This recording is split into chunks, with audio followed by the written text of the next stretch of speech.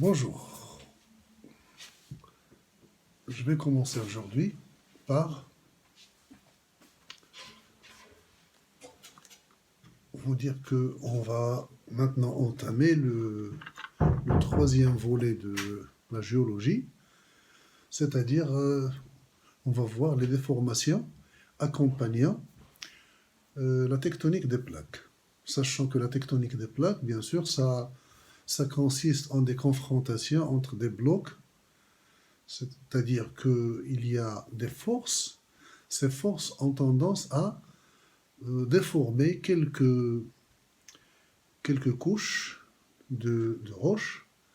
Et ces déformations, comme on les a vues, les différents types de chaînes de montagnes qu'on a déjà vues, il y a des déformations souples, c'est-à-dire si ces forces atteignent des couches souples, ils vont donner des plis, des plissements.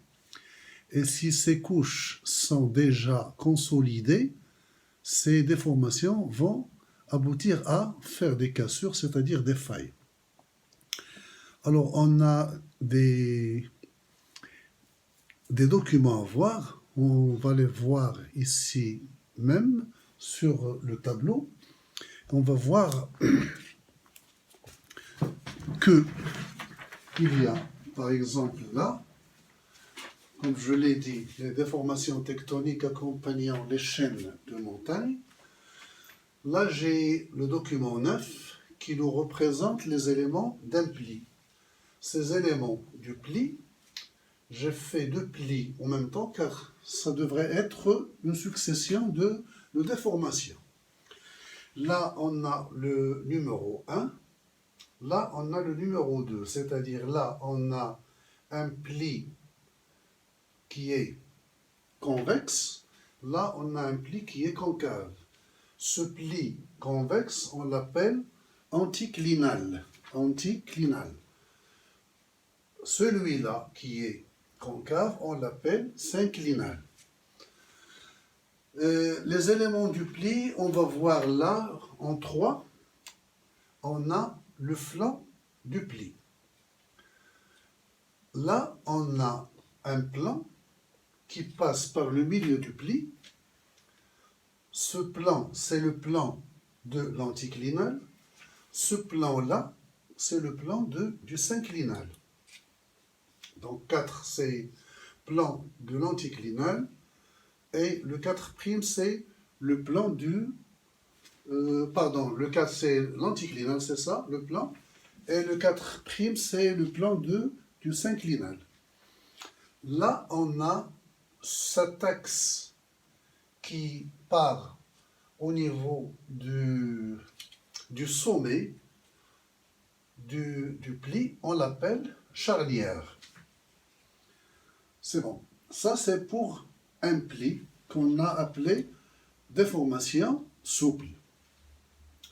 Il y a des déformations qui sont des déformations cassantes, ce sont les failles. Alors, les failles, il y en a deux types. Qu'on va voir ici, par exemple, on a la faille normale. Là, on a une faille inverse. C'est quoi la différence entre faille normale et faille inverse? Remarquez avec moi, faites attention aux forces. Là, on a deux forces divergentes. Là, on a des forces convergentes. Comme quoi ces forces divergentes vont faire distancer les deux blocs. On a là un bloc affaissé. Là, on a un bloc qui est soulevé. On va les revoir par la suite en ce qui concerne les éléments de la faille. Alors, cette faille normale consiste en la distension des deux blocs. Par contre, là, remarquez le mouvement ici des deux blocs. Celui-là va descendre, celui-là va monter. On va trouver même chose ici. On va trouver un bloc qui va monter, l'autre qui va descendre. Mais en même temps, on remarque qu'il y a un rapprochement entre les deux blocs, pas une distension, pas une séparation soi-disant. Hein? Donc ça résulte des forces convergentes ou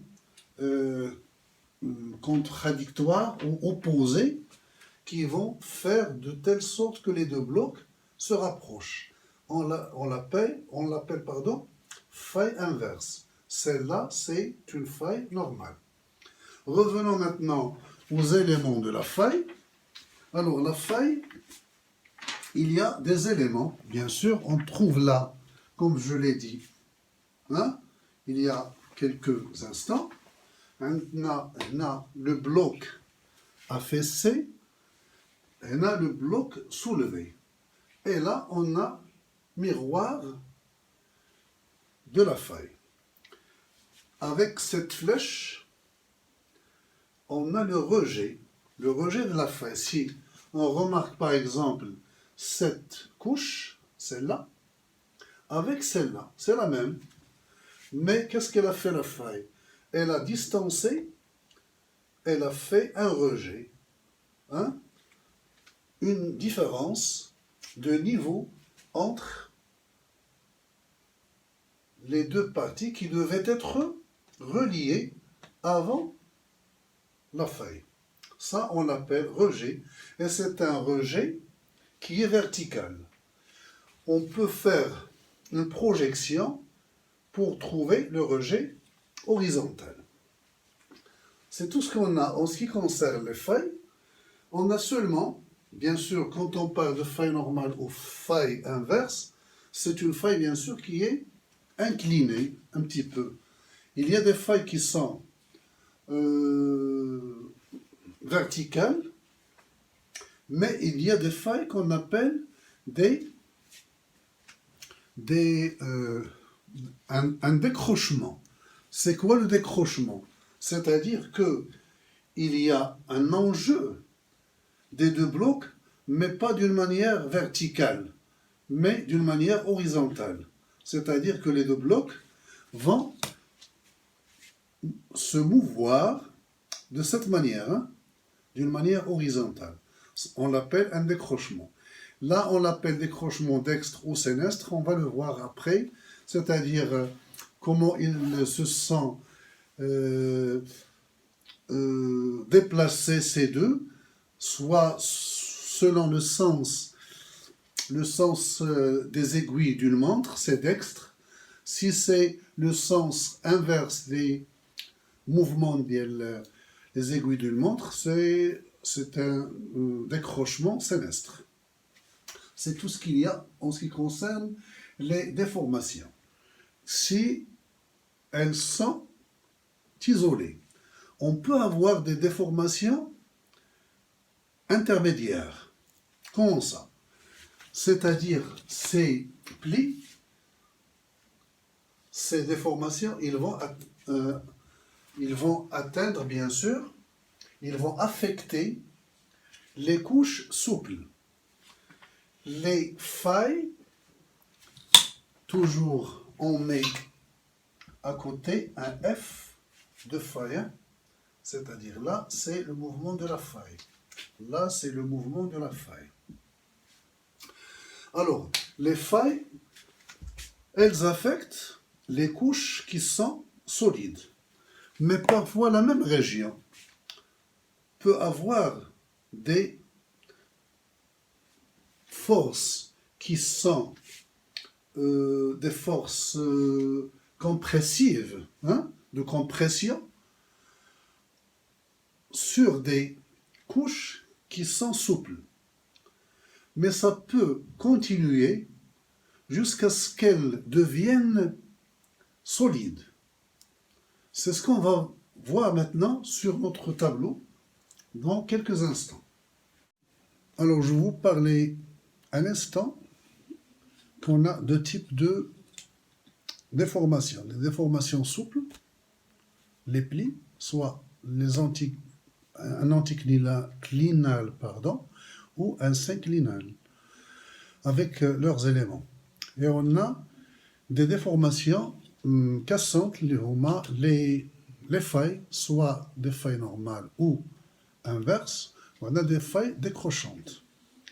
Bien, pour les failles décrochantes, je disais qu'il s'agissait de mouvements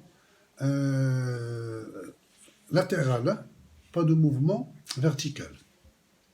Maintenant, on va voir le cas intermédiaire, c'est-à-dire que des plis peuvent, par la suite, au cours des temps géologiques, subir, après leur solidification, si les mouvements de compression continus, peuvent subir des cassures. On va le voir ici, comme le mentionne notre document 13. On va voir ici, déjà on a un pli, là, on a un pli, un anticlinal et un synclinal. Puis, la force, elle est majeure de cet endroit. On a toujours les deux forces, des deux côtés. Mais, de notre gauche, bien sûr, la force est plus importante que celle de droite. Si ça continue, remarquez avec moi ce qui va se passer à ce niveau-là, puis à ce niveau-là. C'est-à-dire un amincissement de cette partie-là. Un amincissement. Donc, un étirement d'abord, ça commence à être mince, puis là, un amincissement bien clair. Là, on a le début de la cassure, c'est-à-dire un pli faillé. Puis après, si ça continue, on a cette partie-là qu'on appelle racine qui va rester sur place. Et on va parler de blocs autochtones, c'est-à-dire qui est sur place. Et on va parler de blocs, le franc, qui va se déplacer, suivant la force, bien sûr. Là, on l'appelle un chevauchement. Et le chevauchement consiste en le déplacement de ce franc, de ce bloc, pour quelques kilomètres. Et de là, si ça continue, bien sûr, pour des dizaines de kilomètres, on va parler de nappe de charriage. C'est-à-dire que le chevauchement par rapport aux nappes de charriage, seulement le taux de déplacement du franc. Si le franc se déplace un petit peu, quelques kilomètres, on parle de chevauchement. Si ça dépasse les dizaines de kilomètres, on va parler de nappe de charriage. Et c'est tout pour ce troisième volet de géologie, qui est les déformations accompagnant les chaînes de montagne. Bonne chance et à la prochaine. Essayez de revisionner ces vidéos, bien sûr. Ça montre en clair tout ce que vous devez savoir sur la géologie du deuxième baccalauréat SVT ou SP, c'est-à-dire sciences physiques. Bonne chance et à la prochaine.